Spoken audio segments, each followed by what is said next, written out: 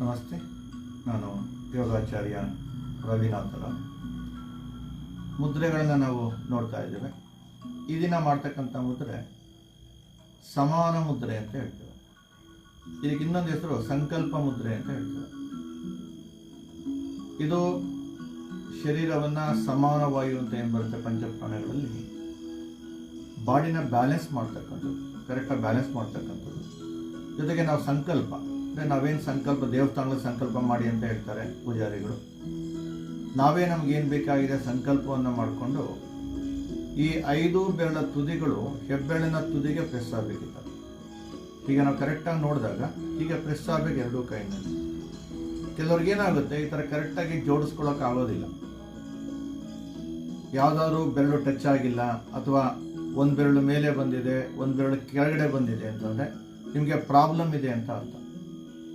ಇದರಲ್ಲಿ ನಾವು ಕೂತ್ಕೊಂಡು ಸಂಕಲ್ಪವನ್ನು ಮಾಡ್ತಕ್ಕಂಥದ್ದು. ನಮಗೇನು ಬೇಕಾಗಿದೆ, ಈಗ ನಾನು ಬೆಳಗ್ಗೆ ಹೇಳೋಕ್ಕೆ ನನಗೆ ತುಂಬ ಸೋಮಾರಿತನ, ಬೆಳಗ್ಗೆ ಹೇಳಬೇಕು, ನಾನು ಇಷ್ಟು ಗಂಟೆ ಕರೆಕ್ಟಾಗಿ ಹೇಳಬೇಕು ಅಂದ್ಬಿಟ್ಟು ಒಂದು 10-20 ನಿಮಿಷ ಈ ಥರ ಸಂಕಲ್ಪ ಮಾಡ್ಕೊಂಡಾಗ ಕರೆಕ್ಟಾಗಿ ಆ ಸಮಯದಲ್ಲಿ ಹೇಳ್ತೀರ. ಇನ್ನೇನಾದರೂ ಸಕಾರಾತ್ಮಕ ಚಿಂತನೆಗಳು ನಿಮಗೇನೋ ಆಗಬೇಕಾಗಿರುತ್ತೆ, ಅದನ್ನು ನಾವು ಕರೆಕ್ಟಾಗಿ ಹೇಳ್ಕೊಂಡಾಗ ಅದು ನಮಗೆ ಸಕ್ಸಸ್ ಆಗ್ತಾ ಬರುತ್ತೆ. ಸಂಕಲ್ಪ ಅಂತ ಹೇಳ್ತೀವಿ. ಆ ಸಂಕಲ್ಪವನ್ನು ನಾವು ಮಾಡಬೇಕು. ನೆಗೆಟಿವ್ ಸಂಕಲ್ಪ ಮಾಡಿಕೊಂಡೇ ನಿಮಗೆ ರಿವರ್ಸ್ ಆಗುತ್ತೆ. ಒಳ್ಳೆಯ ಸಂಕಲ್ಪವನ್ನು ಮಾಡಿ ಅದನ್ನೇ ನಾವು ರಿಪೀಟ್ ಮಾಡ್ತಾ ಇರ್ತಕ್ಕಂಥದ್ದು.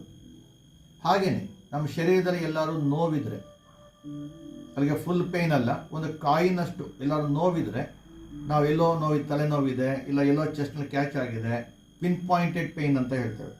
ಅಲ್ಲಿ ಇಟ್ಕೊಂಡು ನಾವು ಕೂತ್ಕೊಳ್ತಕ್ಕಂಥದ್ದು. ಹಿಂಗೆ ಇಟ್ಕೊಂಡು ನಾವು ಸುಮ್ಮನೆ ಕೂತ್ಕೊಳ್ತಕ್ಕಂಥದ್ದು. ಅದೇ ಥರ ಇಲ್ಲಿ ತಲೆನೋವಿದೆ, ಎಲ್ಲೋ ಒಂದು ಕಡೆ ಪಿನ್ ಪಾಯಿಂಟ್ ಪೇಯ್ನು ಒಂದು ಕಾಯಿನಷ್ಟು ಜಾಗದಲ್ಲಿ ಈ ಥರ ಇಟ್ಕೊಂಡು ನಾವು ಕೂತ್ಕೊಳ್ತಕ್ಕಂಥದ್ದು. ಹಾಗೇನಾಗುತ್ತೆ, ಈ ನೋವಿನ ಪರಿಹಾರ ಕೂಡ ಆಗುತ್ತೆ ಇದು ಮಾಡೋದ್ರಿಂದ. ಈ ಸಂಕಲ್ಪವನ್ನು ಮಾಡ್ಕೋಬೇಕಷ್ಟೇ. ಹಾಗೆ ಈ ರೀತಿ ಯಾರಿಗೆ ನಿಮಗೆ ಪಾಸಿಟಿವ್ ಅಫರ್ಮೇಷನ್ಸ್ ಬೇಕು, ಪಾಸಿಟಿವ್ ಸಂಕಲ್ಪ ಬೇಕು, ಇದನ್ನು ಮಾಡಿ.